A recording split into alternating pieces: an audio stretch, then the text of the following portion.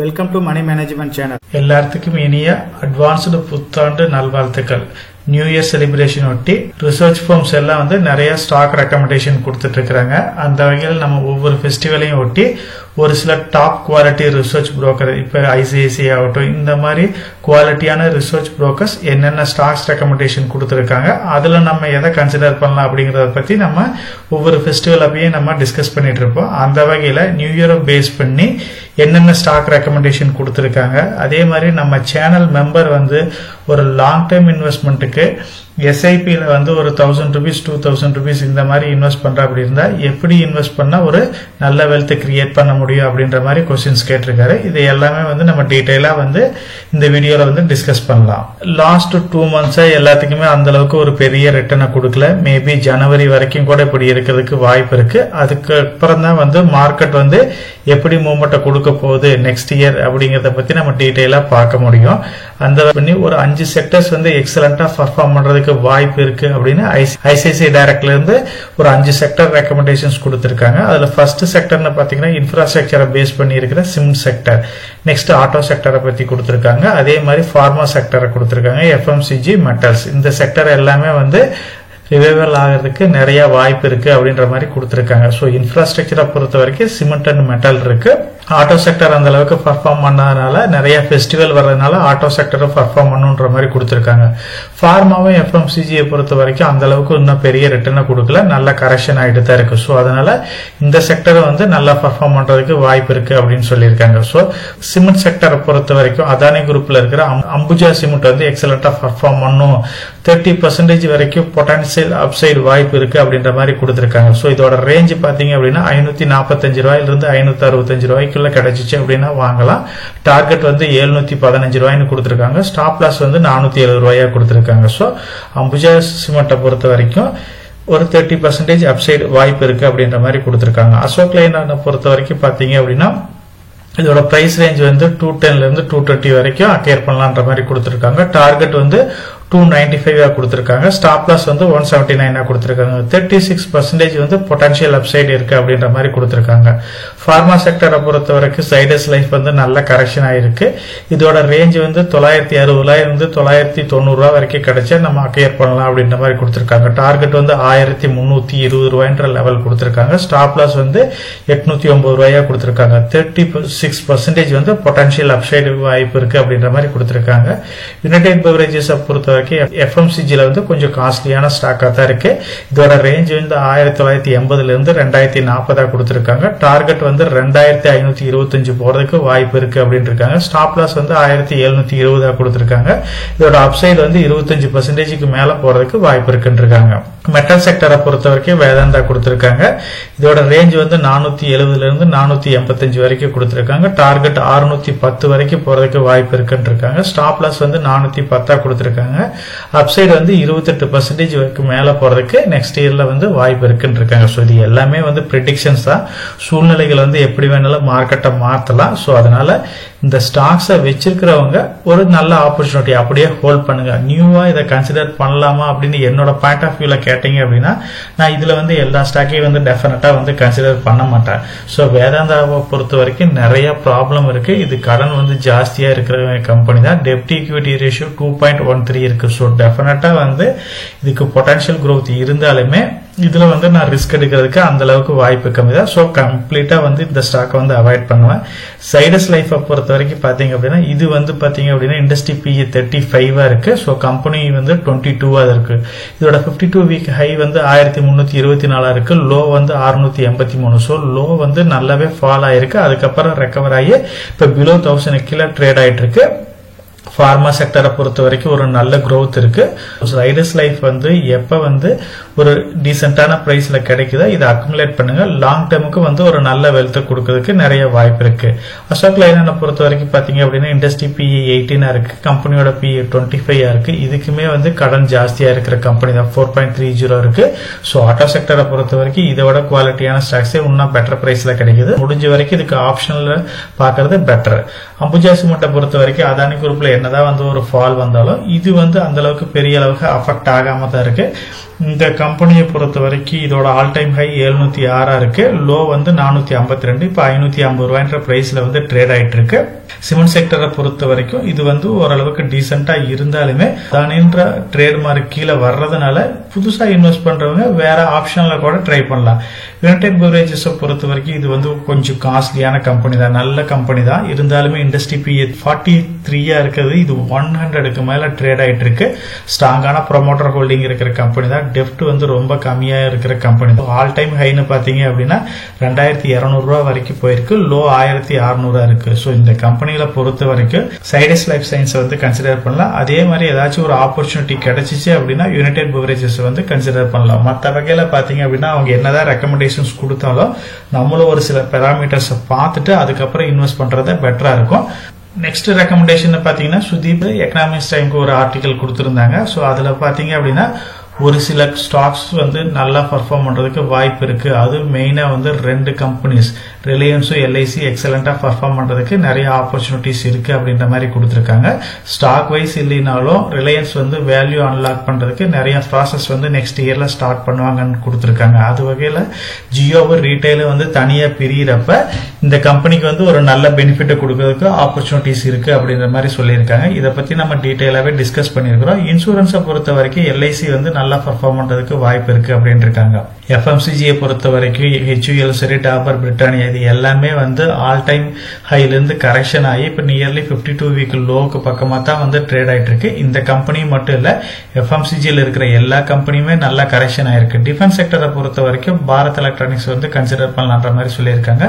Defence செக்டருமே வந்து நல்லா fall ஆயிருக்கு. நெக்ஸ்ட் இயர்ல ரியாலிட்டி செக்டர்ஸ் வந்து நல்லா பர்ஃபார்ம் பண்றதுக்கு வாய்ப்பு இருக்கு. அதனால ஓப்ராய் ரியாலிட்டி, கோத்ரேஜ் ப்ராப்பர்ட்டிஸ் வந்து போக்கஸ் பண்ணலாம்னு சொல்லியிருக்காங்க. ஐபிஓ பொறுத்த வரைக்கும் பாத்தீங்க அப்படின்னா நெக்ஸ்ட் இயர்ல பிளிப்கார்ட் வந்து, ஓயா, டாடா கேபிட்டல்ஸ் இது எல்லா ஐபிஓஸ் வர்றதுக்கு வாய்ப்பு இருக்கு அப்படின்னு இருக்காங்க. இந்த கம்பெனிஸ் பத்தி நம்ம மேக்ஸிமம் டிஸ்கஸ் பண்ணிருக்கிறோம். பர்டிகுலரா பாத்தீங்க அப்படின்னா ரிலையன்ஸ்ல இருந்து ஜியோவும், ரிலையன்ஸ் ரீட்டைல வந்து நெக்ஸ்ட் இயர் ஐபிஓ வர்றதுக்கு வாய்ப்பு இருக்குன்னு சொல்லியிருக்கோம். ஜியோ வந்து வரும் அப்படின்னு ஆல்ரெடி அனௌன்ஸ் பண்ணிட்டாங்க. ரீட்டைல பத்தி இன்னும் கம்ப்ளீட் இன்ஃபர்மேஷன் கிடைக்கல. அதை பத்தி தெரிஞ்சிச்சு அப்படின்னா நம்ம போக்கஸ் பண்ணலாம்.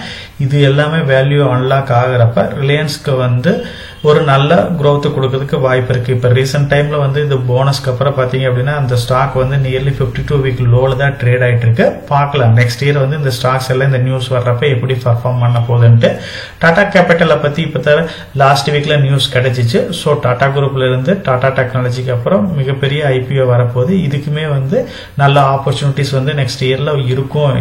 நான் பேங்கிங் பினான்சியல் செக்டர்ல வந்து ஆல்ரெடி இந்த கம்பெனி வந்து நல்லா பர்ஃபார்ம் பண்ணுது. ஃபியூச்சர் growth நல்லா இருக்கும் அப்படின்ற மாதிரி கொடுத்திருக்காங்க. இந்த ஐபிஓ வந்தாலும் நல்ல லிஸ்டிங் கிடைக்கிறதுக்கு வாய்ப்பு இருக்கு. எஃப்எம்சிஜி செக்டரை பத்தி நம்ம டீடைலாவே டிஸ்கஸ் பண்ணிருக்கோம். நம்ம லாங் டேர்ம் இன்வெஸ்டர் அப்படின்னா ஃபார்மா, எஃப்எம்சிஜி, பினான்சியல் செக்டர்ஸ் வந்து கன்சிடர் பண்ணணும்ன்ற மாதிரி டிஸ்கஸ் பண்ணிருந்தோம். பர்டிகுலரா எஃப்எம்சிஜி ஸ்டாக்ஸை பத்தி நம்ம டீடைலா டிஸ்கஸ் பண்ணிருக்கு. இதுல பிரிட்டானியாவோ ஆகட்டும், ஹெச்யூஎல் ஆகட்டும், ஐடிசி இந்த மாதிரி டாபர் குவாலிட்டியான கம்பெனியை பத்தி நம்ம ஆல்ரெடி டிஸ்கஸ் பண்ணிருக்கிறோம். எஃப்எம்சிஜி செக்டரை பொறுத்த வரைக்கும் இப்ப நல்ல கரெக்ஷன் ஆயிருக்கு. இதுக்கு வந்து மெயினான ரீசன் பாத்தீங்க அப்படின்னா இவங்களோட சேல்ஸ் growth எல்லாமே குறைஞ்சதுனால கம்ப்ளீட்டா வந்து எஃப்எம்சிஜி ஸ்டாக்ஸ் எல்லாமே கரெக்ஷன் ஆயிருக்கு. சேல்ஸ் growth எல்லாம் இன்க்ரீஸ் ஆகுது. இந்த ஃபெஸ்டிவல் எல்லாமே வந்து கொஞ்சம் நல்லா போச்சு அப்படின்னா இந்த கம்பெனிஸ் எல்லாமே வந்து மறுபடியும் ரீபவுண்ட் ஆகிறதுக்கு வாய்ப்பு இருக்கு. அப்படி ஆகிறப்ப இந்த எஃப்எம்சிஜி ஸ்டாக்ஸ் அவங்க கொடுத்திருக்கிற மாதிரி பிரிட்டானியா, டாபர், ஹெச்யூஎல் வந்து நல்லா பர்ஃபார்ம் பண்றதுக்கு நிறைய ஆப்பர்ச்சுனிட்டிஸ் இருக்கு. இப்ப சுதீப் அவர்கள் கொடுத்திருக்கிற ரெக்கமெண்டேஷன்ல இருந்து ஒரு சில ஸ்டாக்ஸ் வந்து என்னோட பாயிண்ட் ஆஃப் வியூல நான் கன்சிடர் பண்ணுவேன். அந்த வகையில பாத்தீங்க அப்படின்னா எல்ஐசி வந்து பாத்தீங்க அப்படின்னா ஒரு அட்ராக்டிவான பிரைஸ்ல தான் இருக்குது. இருந்தாலுமே நீங்க வந்து பப்ளிக் செக்டர் கம்பெனிஸ் இதுல கொஞ்சம் டிஃபிகல்டிஸ் இருக்கு அப்படின்னா நீங்க வந்து இதை கொஞ்சம் விலகி இருக்கிறது நல்லது. மற்ற வகையில் இது வந்து ஒரு ஃபண்டமெண்டலா குவாலிட்டியான ஸ்ட்ராங்கான கம்பெனி தான். கொஞ்சம் growth வந்து கம்மியா இருக்கிறதுக்கு வாய்ப்பு இருக்கு. இன்சூரன்ஸ் செக்டரை பொறுத்த வரைக்கும் எல்ஐசி வந்து பப்ளிக் செக்டர்ல வந்து ஒரு ஸ்ட்ராங்கான கம்பெனி, அதர் கம்பெனியை கம்பேர் பண்றப்ப ஸ்ட்ராங்கான கம்பெனியா தான் இருக்காங்க. நெக்ஸ்ட் கம்பெனி பாத்தீங்க அப்படின்னா ரிலையன்ஸ் வந்து டெஃபினட்டா வந்து என்னோட போர்ட்போலியோல ஹோல்ட் பண்ணிட்டு தான் இருக்கிறேன். லாங் டேர்முக்கு இது கன்சிடர் பண்ணலாம். இண்டஸ்ட்ரி பி 20 இருக்கு, கம்பெனியோட பி வந்து 24 இருக்கு. ஆல் டைம் 1600 ரூபாயில இருந்து கரெக்ஷன் ஆகி 52 வீக் லோ 1200 ரூபாய்ன்ற லெவல்ல தான் ட்ரேட் ஆயிட்டு இருக்கு. நம்ம டிஸ்கஸ் பண்ண மாதிரி ஜியோவும் சரி, ரீட்டைல் இதெல்லாம் வந்து வேல்யூ அன்லாக் பண்றப்ப இதோட பிரைஸ் வந்து பாத்தீங்க அப்படின்னா இப்ப ரீசனபிளா தான் இருக்குது. லாங் டேர்ம் பாயிண்ட் ஆஃப் வியூல இதை வந்து டெஃபினட்டா வந்து நீங்க ஃபோக்கஸ் பண்ணலாம். ரியாலிட்டி செக்டரை பொறுத்த வரைக்கும் ஓப்ரை கொடுத்துருக்காங்க. ஓப்ரை ஸ்டாக்ஸ் வந்து நம்ம பெருசா ஃபோக்கஸ் பண்ணதில்ல. ப்ரொமோட்டர் ஸ்ட்ராங்கான ஹோல்டிங்ஸ் தான் இருக்கு. இண்டஸ்ட்ரி PE 34 இருக்கு. கம்பெனியோட PE வந்து 36 இருக்கு. மார்க்கெட் கேபிட்டல் வந்து 84,000 கோடி இருக்கு. கடன் வந்து 2080 கோடியா இருக்கு. இதோட ஆல் டைம் ஹைன்னு பாத்தீங்க அப்படின்னா 2349 ரூபாயா இருக்கு. லோ வந்து 1268 ரூபாயா இருக்கு. இப்ப நியர்லி ஆல் டைம் ஹைல தான் ட்ரேட் ஆயிட்டு இருக்கு. சோ பார்க்கலாம் மார்க்கெட்ல இன்னும் கொஞ்சம் ஆப்பர்ச்சுனிட்டி கிடைச்சிச்சு அப்படின்னா அந்த மாதிரி டைம்ல இந்த ஸ்டாக்கை வந்து ஃபோக்கஸ் பண்ணுங்க. பாரத் எலக்ட்ரானிக்ஸை பொறுத்த வரைக்கும் டிஃபென்ஸ் செக்டர்ல ஒரு முக்கியமான கம்பெனியா இருக்கு. இண்டஸ்ட்ரி PE 67 இருக்கு. கம்பெனியோட PE 47 இருக்கு. ஆல் டைம் ஹை வந்து 340 இருக்கு. லோ வந்து 171 இருக்கு. ஸோ லோல இருந்து நல்ல ரீபவுண்ட் ஆயிருக்கு. இன்னுமே கொஞ்சம் காஸ்ட்லியா தான் இருக்கு. ஸோ இதையுமே கொஞ்சம் ஆப்பர்ச்சுனிட்டி பார்த்து நீங்க வந்து கன்சிடர் பண்ணலாம். டாபர் இந்தியா, பிரிட்டானியா, HUL பொறுத்த வரைக்கும் பாத்தீங்க அப்படின்னா இதோட இண்டஸ்ட்ரி PE எப்பயுமே வந்து கொஞ்சம் காஸ்ட்லியா தான் இருக்கு. மார்க்கெட்டை பொறுத்த வரைக்கும் FMCG ஸ்டாக் வந்து எப்பயுமே வந்து ஒரு கரெக்டான PE, அதாவது இண்டஸ்ட்ரி PE கிடைக்குது அப்படின்னா அந்த டைம்ல கன்சிடர் பண்ணுங்க. ஒவ்வொரு கம்பெனிக்குமே இப்போ இண்டஸ்ட்ரி PE வந்து கொஞ்சம் காஸ்ட்லியா தான் இருக்கும்.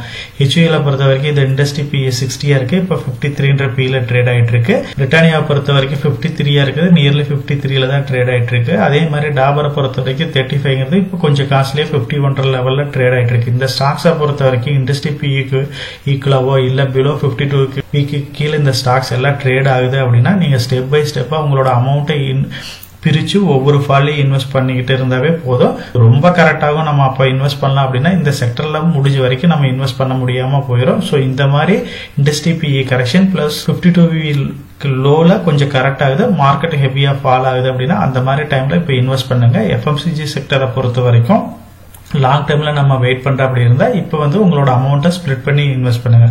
கோத்ரேஜ் ப்ராப்பர்ட்டிஸை பொறுத்த வரைக்கும் இதோட கடன் கொஞ்சம் ஜாஸ்தியா தான் இருக்கு. ஸோ நல்ல ஸ்ட்ராங்கான ப்ரொமோட்டரா தான் இருக்காங்க. இதோட இண்டஸ்ட்ரி PE 35 இருந்தாலும் கம்பெனியோட PE வந்து 61 இருக்கு. கடன் ஜாஸ்தியா இருந்தாலும் ப்ரொமோட்டரோட இன்டெகிரிட்டியை பேஸ் பண்ணி இது கொஞ்சம் ஓவர் வேல்யூஷன் ஸ்டாக்காக தான் ட்ரேட் ஆயிட்டு இருக்கு. ஸோ 1.25 வந்து டெப்ட் ஈக்விட்டி ரேஷியோ இருக்கு.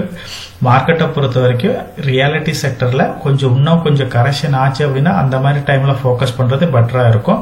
மார்க்கெட்டை பொறுத்த வரைக்கும் குவாலிட்டியான ஸ்டாக்ஸ்ல வந்து நீங்க SIP மோட்லயோ இல்ல மார்க்கெட் ஹெவியா கரெக்ஷன் ஆகுது அப்படின்னா லம்சம் மோட்லயோ இன்வெஸ்ட் பண்ணுங்க. இப்போ நம்ம பார்த்து இந்த ஸ்டாக்ஸ்ல இருந்து மெயினா வந்து நான் வந்து என்னோட ஹோல்டிங்ஸ்ல கன்சிடர் பண்றது அப்படின்னு பாத்தீங்க அப்படின்னா ரிலையன்ஸை கன்சிடர் பண்ணியிருக்கேன். டாபர், பிரிட்டானியா, HUL இது எல்லாமே கன்சிடர் பண்ணியிருக்கேன். மீனிங் இது எல்லா ஸ்டாக்ஸும் ஏதாச்சும் கரெக்டான ஆப்பர்ச்சுனிட்டி கிடைச்சா மட்டும்தான் இன்வெஸ்ட் பண்ணுவேன். நம்ம சேனல் மெம்பர் வந்து அவரோட குழந்தைக்கு வந்து 9 வயசு ஆகுதுன்றாரு. மாசம் வந்து 1000 ரூபாயிலிருந்து 2000 ரூபாய் வரைக்கும் இன்வெஸ்ட் பண்ணலாம் அப்படின்ற மாதிரி சொல்லியிருக்காரு. ஸோ ஸ்டாக் மார்க்கெட் பெஸ்டா இல்ல அதர் இன்வெஸ்ட்மெண்ட் வந்து பெஸ்டா அப்படின்ற மாதிரி கொடுத்திருக்காரு.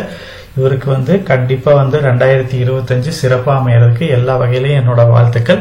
நம்ம வந்து சேவிங்ஸா ஸ்டார்ட் பண்ணணும்னு முடிவு பண்ணிட்டோம்னா அமௌண்ட் வந்து ஒரு பெரிய மேட்டரே கிடையாது. டெஃபினட்டா வந்து நீங்க ரெகுலரான இன்வெஸ்ட்மெண்ட்டை மட்டும் வந்து 1000 ரூபாய் 2000 ரூபாய் இதை இன்வெஸ்ட் பண்ணீங்க அப்படின்னா ஒரு லாங் ரன் அந்த நம்ம தம்பிக்கு வந்து ஒரு குறிப்பிட்ட வயசு வர்றப்போ ஒரு நல்ல வெல்த்தை கிரியேட் பண்ண முடியும். நீங்க ஃபாலோ பண்ண வேண்டியது இந்த ரெகுலரான சேவிங்ஸ் அந்த ஹேபிட்டை மட்டும் வளர்த்துங்க. கண்டிப்பா வந்து நம்மளோட டார்கெட்டை வந்து அச்சீவ் பண்ணலாம்.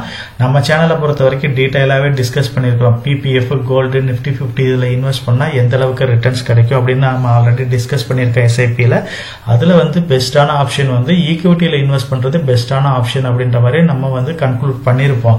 ஈக்விட்டி அப்படின்னா நீங்க உடனே வந்து டைரக்டா ஸ்டாக் மார்க்கெட் அப்படின்னு கூட ஃபோக்கஸ் பண்ண தேவையில்லை. நல்ல மியூச்சுவல் ஃபண்டோ ETF-லயோ நிப்டி 50ல இன்வெஸ்ட் பண்றது பெட்டரான ஐடியாவா இருக்கும். என்னோட ஹோல்டிங்ஸ்லயே பாத்தீங்க அப்படின்னா என்னோட பையனோட லாங் டேர்ம் ஜேர்னிக்கு நான் 2 ETF-ல வந்து இன்வெஸ்ட் பண்ணிட்டு இருக்கிறேன். அது வந்து பாத்தீங்க அப்படின்னா நிப்பான் இந்தியாவோட நிப்டி 50 பீஸ்ல இன்வெஸ்ட் பண்றேன். அதே மாதிரி நிப்பான் இந்தியாவோட கோல்டு பீஸ்ல வந்து இன்வெஸ்ட் பண்றேன். இப்போ வந்து 90-10 ரேஷியோல இன்வெஸ்ட் பண்ணிட்டு இருக்கிறேன். அதாவது உங்ககிட்ட வந்து ஒரு 1000 ரூபாய் நீங்க இன்வெஸ்ட் பண்றீங்க அப்படின்னா நீங்க 90% பையனுக்கு வந்து கம்மியான வயசு அப்படிங்கறதுனால ரிஸ்க் எடுக்கலாம், ஒன்னும் தப்பு கிடையாது. அது லார்ஜ் கேப் கம்பெனில நிப்டி 50ல இருக்கிறதுனால ஈக்விட்டிஸ்ல வந்து ஒரு 90% இன்வெஸ்ட் பண்ணுங்க. அதாவது 1000 ரூபாயில 900 ரூபாய் வந்து நிப்டி 50ல போடுங்க. 100 ரூபாய் இந்த லெவல்ல வந்து பாத்தீங்க அப்படின்னா கோல்டுல இன்வெஸ்ட் பண்ணிக்கிட்டு வாங்க. இது லாங் டைம்ல இன்வெஸ்ட் பண்றப்ப இது எக்ஸலண்டான ஒரு ரிட்டர்னை கொடுக்கறதுக்கு வாய்ப்பு இருக்கு. மார்க்கெட் ரிஸ்க் ஒண்ணுதான் நமக்கு, மற்றபடி ஸ்டாக் செலக்ஷன் இந்த மாதிரி ரிஸ்க் வந்து கம்ப்ளீட்டா அவாய்ட் பண்றோம். ஸோ இந்த ஸ்டாக்ஸை பொறுத்த வரைக்கும் நீங்க ETF-ல இன்வெஸ்ட் பண்ணாலும் சரி, மியூச்சுவல் ஃபண்ட்ல இன்வெஸ்ட் பண்ணாலும் அதுக்கு முன்னாடி நீங்க tracking error, expense ratio, volume of trade இது எல்லாமே செக் பண்ணிட்டு இன்வெஸ்ட் பண்ணுங்க. எப்படி ஒரு ETF-ல இன்வெஸ்ட் பண்ணணும், எப்படி ஒரு மியூச்சுவல் ஃபண்ட்ல இன்வெஸ்ட் பண்ணணும் அதை பத்தியும் நம்ம டீடைலாவே அனலைஸ் பண்ணியிருக்கோம். அதை ரெஃபர் பண்ணீங்க அப்படின்னா இது வந்து உங்களுக்கு உங்களுக்கு கம்ப்ளீட்டா சப்போர்ட்டிவா இருக்கும். என்னோட பாயிண்ட் ஆஃப் வியூல 15 வருஷம் 20 வருஷம்னு பையனுக்கு ஆகிறப்ப நமக்கு வந்து ஒரு நல்ல வெல்த் அந்த பையனுக்கு ஜென்ரேட் பண்ணி கொடுக்க முடியும். இல்ல நான் ஸ்டாக் மார்க்கெட்ல இன்வெஸ்ட் பண்ணணும் அப்படின்ற மாதிரி ஐடியா இருந்துச்சு அப்படின்னா நம்ம சேனல்லே வந்து போர்ட்ஃபோலியோ எப்படி கிரியேட் பண்றது, 1 lakhல இருந்து ஒரு லாங் டேர்ம் ஜேர்னியை எப்படி ஸ்டார்ட் பண்ணி எப்படி இன்வெஸ்ட் பண்ண இதை பத்தி கம்ப்ளீட்டா அனலைஸ் பண்ணிருக்கிறோம். ஸ்டாக்ஸை பொறுத்த வரைக்கும் டீடைலாக ஒரு 25 ஸ்டாக் வந்து நம்ம டிஸ்கஸ் பண்ணிருக்கோம். அதையுமே வந்து இந்த பிளேலிஸ்ட்ல அவைலபிளா இருக்கு. கம்ப்ளீட்டான டீடைல்ஸ் கொடுத்துருக்கோம். இதுல ஏதாச்சும் ஒரு ஸ்டாக்ஸ் ஐடென்டிஃபை பண்ணி இன்வெஸ்ட் பண்ணுங்க. என்னை பொறுத்த வரைக்கும் நீங்க வந்து ETF-ல நிஃப்டி 50லயும் கோல்ட்லயும் இன்வெஸ்ட் பண்றது பெட்டரான ஐடியாவா இருக்கும். ஏன்னா வந்து நம்ம ஒரு ஸ்மால் இன்வெஸ்டர் இந்த மாதிரி ஸ்டாக்ஸ் ஐடென்டிஃபை பண்ணி இன்வெஸ்ட் பண்றது கொஞ்சம் ரிஸ்க் ஜாஸ்தி. சோ அதனால வந்து சேஃபான இன்வெஸ்ட்மெண்ட்டுக்கு போறது பெட்டரான வியூவா இருக்கும். வர நியூ இயர் அன்னைக்கு பாத்தீங்க அப்படின்னா என்னோட இன்வெஸ்ட்மெண்ட் ஜேர்னி எப்படி இருந்துச்சு, ஸோ ஸ்டார்டிங்ல இருந்து 1 year வந்து நான் எப்படி இன்வெஸ்ட் பண்ணேன் அப்படிங்கறத கம்ப்ளீட்டா நான் டிஸ்கஸ் பண்ணிருக்கிறேன். அதுல என்னோட ஹோல்டிங்ஸ்ல வந்து எந்தெந்த ஸ்டாக்ஸ் வச்சிருக்கிறோம், ஸோ என்னோட அசெட் அலோகேஷன் எப்படி இருக்கு, எந்த அளவுக்கு நமக்கு ப்ராஃபிட்டை கொடுத்துருக்கிறது, எப்படி பில்ட் பண்ணலாம், இதுல என்னென்ன சேலஞ்சஸ் இருக்கு, இதை பத்தி கம்ப்ளீட்டா அனலைஸ் பண்ணிருக்கேன். இந்த வீடியோவை யாரும் மிஸ் பண்ணாதீங்க. இது வந்து உங்களுக்கு எல்லா வகையிலையும் வந்து உங்களோட இன்வெஸ்ட்மெண்ட் ஜேர்னிக்கு சப்போர்ட்டிவா இருக்கும். நம்ம சேனல் மெம்பர் கம்யூனிட்டியில போர்ட்ஃபோலியோ அப்டேட், அதாவது என்னோட போர்ட்ஃபோலியோல என்ன ஸ்டாக் பை பண்றேன், என்ன ஸ்டாக் செல் பண்றேன், என்னென்ன சேஞ்சஸ் பண்ணிட்டு இருக்கேன், இதை பத்தி இன்ஃபர்மேஷன்ஸ் வந்து ஷேர் பண்ணிட்டு இருக்கேன். டெய்லி மார்க்கெட் அப்டேட் வந்து முடிஞ்ச வரைக்கும் போஸ்ட் பண்ணிட்டு இருக்கேன். கார்பரேட்ல என்னென்ன ஈவென்ட் இருக்கு, நம்மளோட இந்திய எக்கனாமியை பத்தி ஒரு சில யூஸ்ஃபுல்லான இன்ஃபர்மேஷன்ஸ் எல்லாமே ஷேர் பண்ணிட்டு இருக்கோம். மெம்பர் கம்யூனிட்டியில ஜாயின் பண்ணி இதை ரெகுலரா ஃபாலோ பண்ணீங்க அப்படின்னா உங்களுக்கு நாலேஜ் இம்ப்ரூவ் ஆகிறது மட்டும் இல்லாம உங்களோட போர்ட்ஃபோலியோவை ஹெல்த்தியா பில்ட் பண்றதுக்கு எல்லா வகையிலையும் சப்போர்ட்டிவா இருக்கும். இப்ப டிஸ்கஸ் பண்ண இன்ஃபர்மேஷன் எல்லாம் உங்களுக்கு யூஸ்ஃபுல்லா இருக்கும்னு நினைக்கிறேன். இந்த வீடியோ உங்களுக்கு யூஸ்ஃபுல்லா இருந்துச்சு அப்படின்னா நம்ம சேனலை வந்து சப்ஸ்கிரைப் பண்ணுங்க, நம்ம வீடியோவை லைக் பண்ணுங்க, ஷேர் பண்ணுங்க. கமெண்ட் செக்ஷன் ஓப்பன்ல தான் இருக்கு. சோ இந்த வீடியோ பத்தி உங்களோட ஒப்பீனியன் என்ன, இதுல என்னென்ன டவுட்ஸ் இருக்கு அப்படின்னு நீங்க கமெண்ட் செக்ஷன்ல போஸ்ட் பண்ணீங்க அப்படின்னா உங்களுக்கு மட்டும் இல்லாம நம்ம வியூவர்ஸ் எல்லாத்துக்குமே நல்ல ஒரு சப்போர்ட்டிவா இருக்கும். நான் ஒரு செபி ரிஜிஸ்டர்ட் அட்வைசர் கிடையாதுங்க. நம்ம சேனல்ல போடுற வீடியோக்கள் எல்லாமே வந்து பாத்தீங்கன்னா எஜுகேஷனல் ஆர் இன்ஃபர்மேஷன் பர்பஸ்க்கோசரம் போஸ்ட் பண்ற வீடியோக்கள் தாங்க. இன்வெஸ்ட்மெண்ட்னா கண்டிப்பா ரிஸ்க் இருக்கும். அதனால நீங்க உங்க பினான்சியல் அட்வைசர் டிஸ்கஸ் பண்ணியோ இல்ல நீங்களா ஓன் டிசிஷன் எடுத்தோ இன்வெஸ்ட் பண்ணுங்க.